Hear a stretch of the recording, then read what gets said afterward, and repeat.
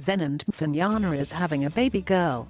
After teasing the TL on the gender of her baby, actress Zenande Mfenyana has confirmed she's having a baby girl. The actress shared the news of her pregnancy on Mother's Day with gorgeous underwater snaps and left everyone broody off on the socials.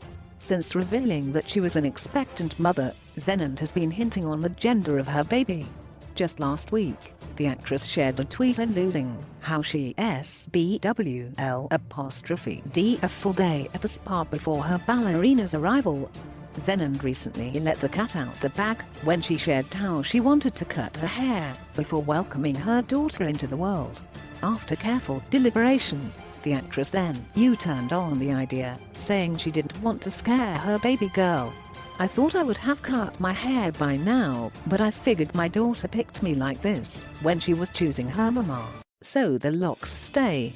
I don't want her to give me the side eye when she meets me for the first time," she wrote. With her pregnancy nearly full-term, the excited mother-to-be can't stop talking about her baby girl.